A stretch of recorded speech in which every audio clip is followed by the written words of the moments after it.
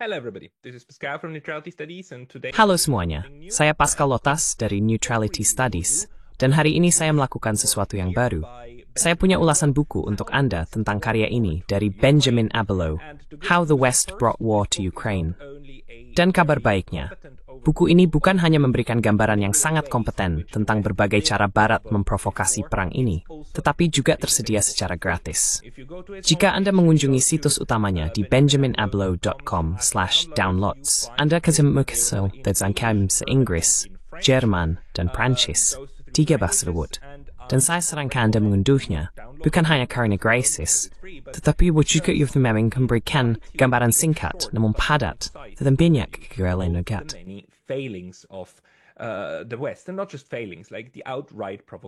Dan bukan hanya kegagalan, tetapi juga provokasi terang-terangan. Pada titik ini, Anda tahu, di awal, sekitar tahun 2021-2022, saya berpikir bahwa perang ini adalah akibat, ini adalah tragedi. Tidak ada yang menginginkannya terjadi, tetapi kemudian tetap saja terjadi. Dan sekarang, kita memahami dengan jelas, tidak, hal ini memang direncanakan. Provokasi ini direncanakan dan dieksekusi selama bertahun-tahun. Pak Abelow sebenarnya melakukan pekerjaan yang sangat baik. Dalam beberapa halaman saja, memberikan kita gambaran sejarah dan banyak detail penting yang Anda butuhkan untuk berargumen dalam kasus ini. Menurut saya, salah satu bagian paling menonjol dari buku ini adalah singkatnya, tanpa mengorbankan detail-detail penting.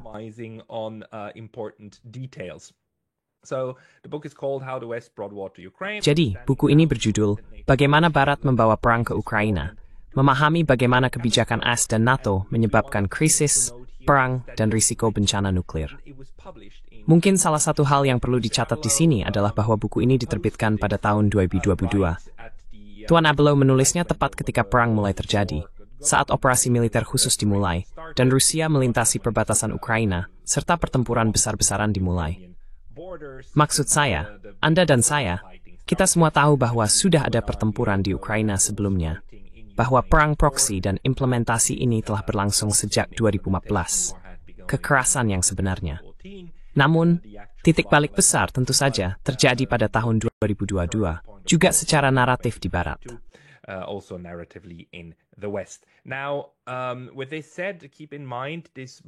Sekarang, dengan hal ini dikatakan, perlu diingat bahwa buku ini pada dasarnya ditulis pada saat semuanya masih segar, dan kesan bahwa Rusia mungkin akan kalah dalam perang ini masih sangat kuat. Beberapa bab pertama juga menunjukkan hal ini, tapi mari kita bicarakan itu nanti. Fitur penting lainnya di sini adalah bahwa buku ini relatif singkat. Tanpa catatan kaki, indeks, dan sebagainya, buku ini hanya 62 halaman.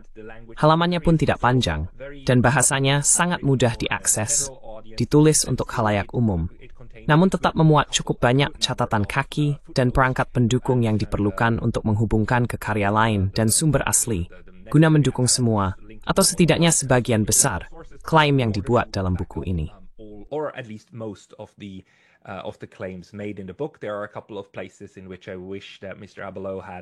Ada beberapa bagian di mana saya berharap Tuan Abelow menambahkan lebih banyak catatan kaki, tetapi secara keseluruhan ini adalah karya yang baik dan terstruktur dengan baik. Buku ini, pada titik tertentu bersaing dengan buku karya Scott Horton, yang judulnya memang provokatif. Anda tahu, secara terang-terangan. Dan Scott Horton telah menyertakan sangat banyak catatan kaki dalam karyanya dan merujuk semua sumbernya. Namun, buku Scott Horton juga jauh lebih panjang dan jauh lebih detail. Jadi di sini, dengan buku Benjamin Abelow, Anda mendapatkan sejarah yang ringkas dan mudah diakses tentang perang yang sebenarnya sangat bisa dihindari di Eropa Timur. Hal baiknya, dia memulai dengan gambaran umum tentang 30 tahun terakhir.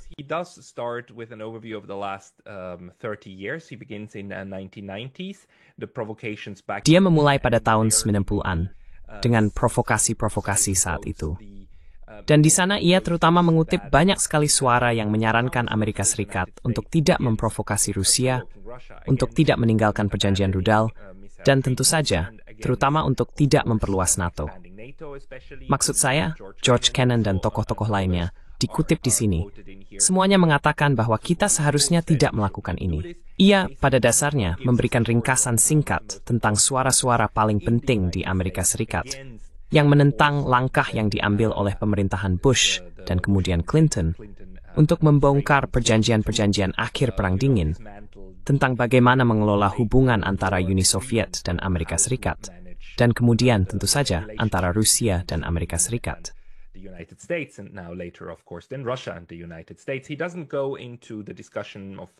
Dia tidak membahas diskusi tentang Francis Fukuyama dan akhir sejarah, serta apa yang mendorong Amerika Serikat untuk meninggalkan, mari kita sebut saja, rasa hormat strategis terhadap Rusia.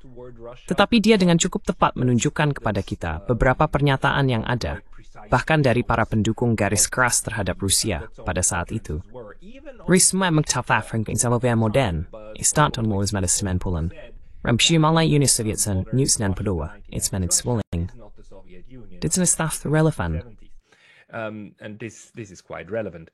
Then we go into Western provocations 2014 to 2022. Lalu kita masuk ke provokasi Barat dari tahun 2014 hingga 2022, di mana ia membahas lebih banyak lagi momen-momen ketika Amerika Serikat, termasuk di bawah pemerintahan Trump, menempatkan lebih banyak persenjataan ke Ukraina, serta menempatkan peralatan pertahanan di Rumania dan negara-negara NATO Barat.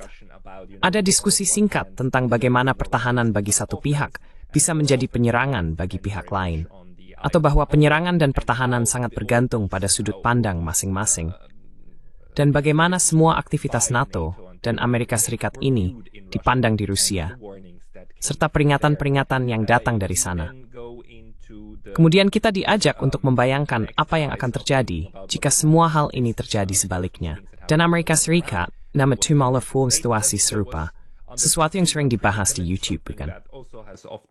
Is often being done also here on YouTube, right? The argument that just think about it, if China. Argumennya adalah, coba pikirkan, jika Tiongkok memiliki aliansi pertahanan atau militer dengan Meksiko, apa yang akan dilakukan Amerika Serikat jika Tiongkok mencoba menempatkan rudal jarak menengah di suatu tempat yang berjarak 70 km dari perbatasan Amerika Serikat? Bayangkan itu sejenak. Lalu kita beralih ke kekhawatiran Rusia tentang serangan pertama AS yang memang nyata dan telah berkali-kali diperingatkan oleh Rusia.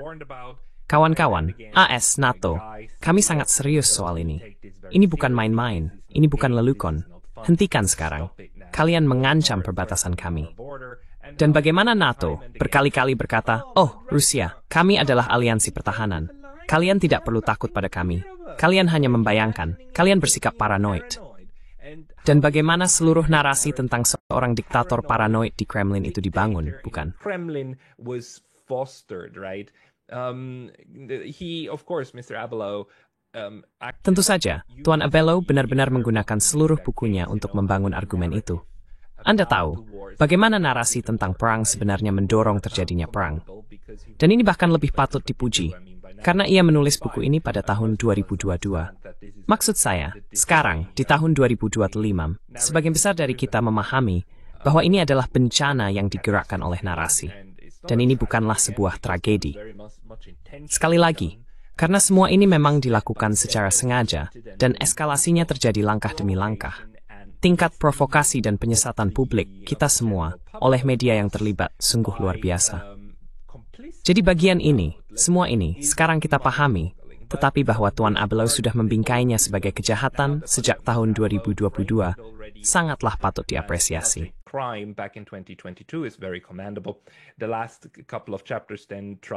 Beberapa bab terakhir membahas Rusofobia, narasi pesimistis tentang ramalan yang menjadi kenyataan, dan bagaimana banyak orang sudah memprediksi hal ini akan terjadi. Banyak orang berkata, jika Anda menempatkan pasukan di sana, Rusia akan datang. Dan pada tahun 2008, ketika NATO di KTT Bucharest menjanjikan bahwa Ukraina dan Georgia akan menjadi anggota, apa yang terjadi? Georgia, di bawah kepemimpinan Mr. Saakashvili, justru menembakkan tembakan pertama. Pasukannya menembak penjaga perdamaian Rusia di provinsi-provinsi utara itu. Lalu meletuslah perang 5 hari. Dan jika itu belum cukup menjadi bukti, Barat justru mengambil momen ini bukan untuk merefleksikan dirinya sendiri, melainkan pada kemampuannya.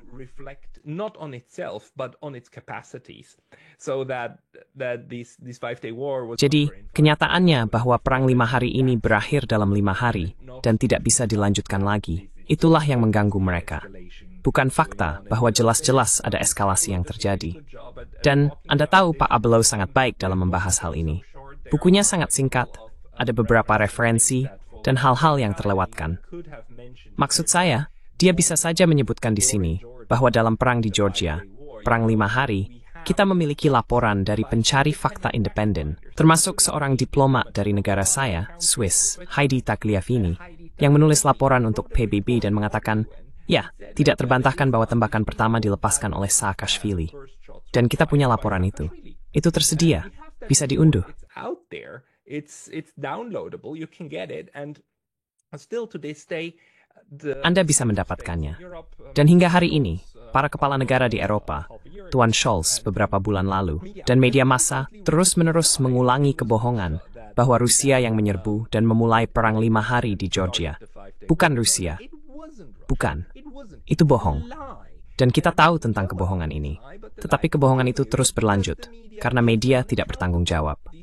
Orang-orang ini tidak perlu peduli dengan apa yang mereka tulis. Kadang mereka says beforbat, also menghabibi konsekai perform, as in the best and his burst menurut berbatan.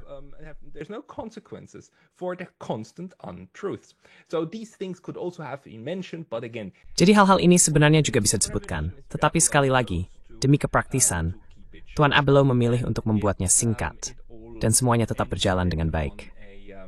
Kemudian, bagian ini diakhiri dengan catatan yang cukup menarik di halaman 60, di mana kita sekarang, 62. Dan saya ingin membacakan ini untuk Anda. Para pembuat kebijakan di Washington dan ibu kota Eropa, bersama dengan media yang telah dikuasai, dan pengecut yang tanpa kritik memperbesar omong kosong mereka, kini berdiri hingga setinggi pinggang di dalam tong lumpur yang kejam. Sulit membayangkan bagaimana mereka yang cukup bodoh untuk melangkah ke dalam tong itu akan menemukan kebijaksanaan untuk membebaskan diri sebelum mereka menjatuhkan tong itu dan menyeret kita semua bersama mereka.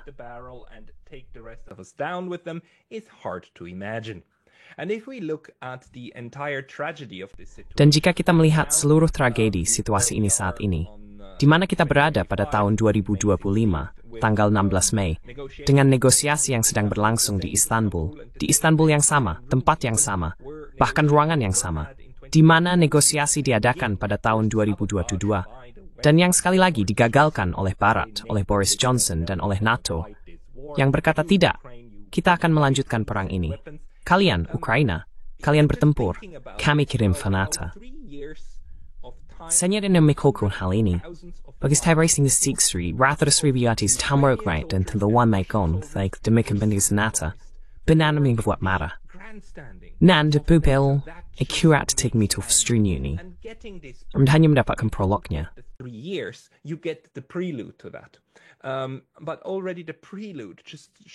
Tapi bahkan dari awal saja sudah terlihat ketidakikhlasan dan jurang moral yang sangat dalam tempat negara-negara NATO ini jatuh.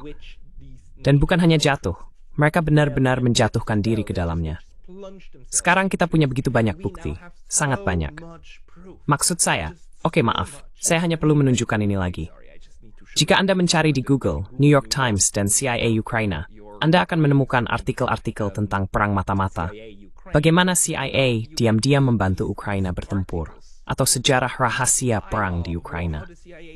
Maksud saya, hal-hal seperti ini sekarang sudah terbuka. Ada artikel yang membahas bagaimana perang Ukraina dijalankan oleh AS dari pusat komando di Wiesbaden. Bahkan ada artikel New York Times tentang hal ini. Maksud saya, mereka sudah tidak menyembunyikannya lagi. Benar-benar tidak menyembunyikannya lagi.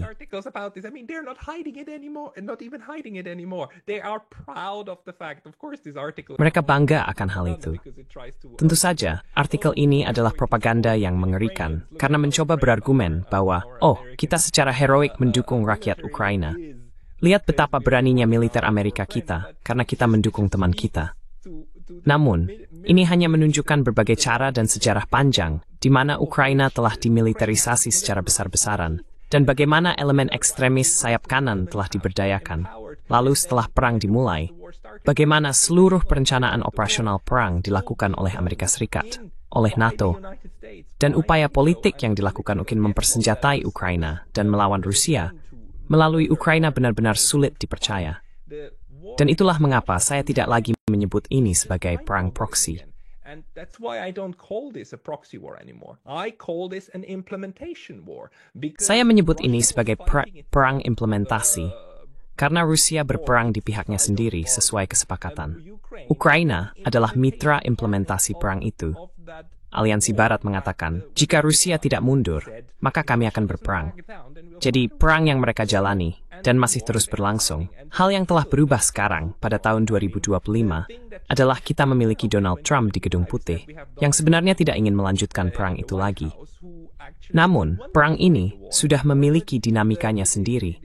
Dan kita melihat betapa sulitnya mengakhiri ini. Bukan hanya karena Donald Trump tidak menggunakan cara paling langsung untuk mengakhirinya, yaitu dengan langsung menghentikannya, tetapi juga karena Anda sudah terjebak dalam jaringan para pendukung perang yang masih ingin melanjutkan ini, terutama orang-orang Eropa saat ini, yang lebih melihat setiap orang Ukraina daripada mengusir perang dengan syarat tidak menguntungkan preferensi Barat, bukan?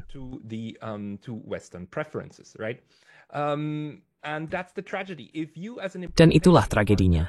Jika Anda, sebagai mitra pelaksana, menjadikan diri Anda alat bagi kekuatan besar, maka Anda tidak boleh berharap bahwa kekuatan besar itu akan menyelamatkan Anda, karena hidup Anda tidak ada harganya. Dan dampak dari perang ini, terutama sebagian besar, ditanggung oleh rakyat Ukraina, tentu saja. Sementara para mitra pelaksana di latar belakang, Jerman, Prancis, Inggris, dan Amerika, mereka tidak menderita.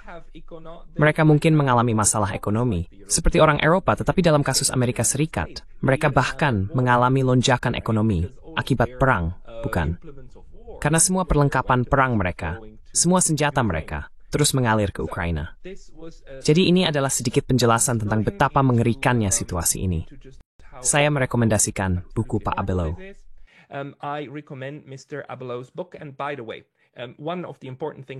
Ngomong-ngomong, salah satu hal penting dari buku ini juga adalah bahwa buku ini mencatat sejarah dan mencatat semua orang yang berkata hentikan ini kegilaan. Dan kita punya banyak orang seperti itu. Itu penting. Jadi jangan biarkan siapapun mengatakan bahwa kita tidak tahu. Kebetulan, saya memulai saluran ini 3 tahun yang lalu. Saya memulainya pada awal Februari 2022, secara kebetulan. Maksud saya, benar-benar mulai serius. Jika Anda pergi ke halaman Neutrality Studies, yang Anda temukan sebelum Februari 2022, adalah saluran saya dipenuhi dengan gambar-gambar seperti ini, yang merupakan webinar akademis yang saya lakukan, atau wawancara akademis dengan mahasiswa.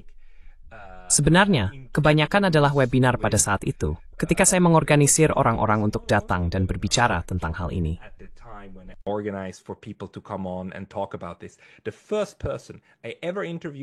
Orang pertama yang saya wawancarai dengan format baru, saya adalah pria ini di sini, 3 tahun yang lalu, Duta Besar AS terakhir untuk Uni Soviet, Duta Besar Jack Matlock. Anda bisa melihat bagaimana saya mengubah format saya, desain thumbnail saya, dan saya kurang lebih tetap menggunakannya sejak saat itu.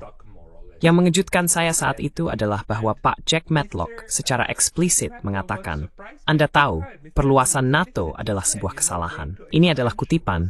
Dia mengatakan itu adalah sebuah kesalahan, dan dia menjelaskannya secara rinci. Dan pada saat itu Rusia belum ada operasi militer khusus, belum dimulai. Belum ada invasi. Saat itu masih krisis Ukraina. Jadi kami membicarakan krisis itu, karena krisisnya masih berlangsung, dan kami membicarakan hal itu.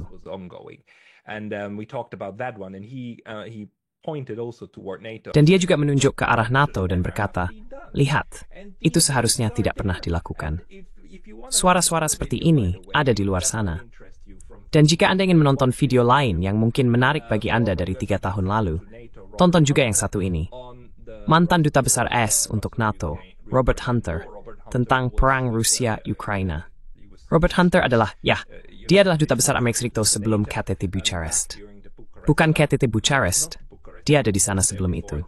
Tapi dia mengatakan kepada saya bahwa ketika dia mendengar KTT Bucharest benar-benar membuat komitmen kepada Ukraina, dia berkata, itulah momen komitmen. Itulah saat mereka mengatakannya. NATO memicu seluruh reaksi balasan dari Rusia yang tak terhindarkan, bahkan tanpa menjadikan Ukraina sebagai negara anggota. without making Ukraine a member state, but just by issuing Namun, hanya dengan mengeluarkan pernyataan pada tahun 2008 bahwa tujuannya adalah menjadikan Ukraina dan Georgia sebagai anggota, itulah momen komitmen. Jadi, ini hanyalah momen-momen untuk menunjukkan bahwa tidak, perang ini sama sekali bukan perang yang tidak diprovokasi. Sebaliknya, perang ini memang diprovokasi. Ini adalah perang implementasi, dan ini adalah perang NATO melawan Rusia. Dan orang-orang yang memimpin perang ini bukan para tentara di lapangan, tetapi para politisi yang berkuasa. Mereka memahami hal itu. Inilah juga mengapa sangat aneh, sangat ganjil, bahwa Amerika Serikat mencoba membingkai dirinya sebagai mediator netral antara Rusia dan Ukraina. Jelas-jelas bukan. Alasan mengapa Rusia ikut dalam sandiwara ini adalah karena mereka paham bahwa untuk mengakhiri perang di Ukraina, Anda benar-benar membutuhkan persetujuan dan kolaborasi dari Amerika Serikat. Bukan?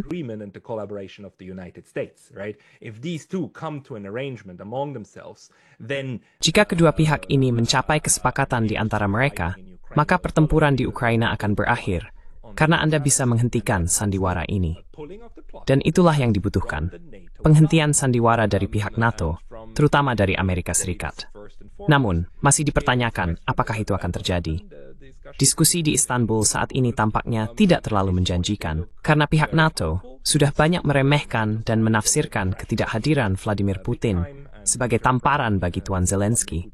Meskipun justru Tuan Zelensky yang mengatakan, oh hanya pembicaraan langsung dengan pemimpin Rusia yang dapat diterima. Maksud saya, ini bukan cara kerja negosiasi.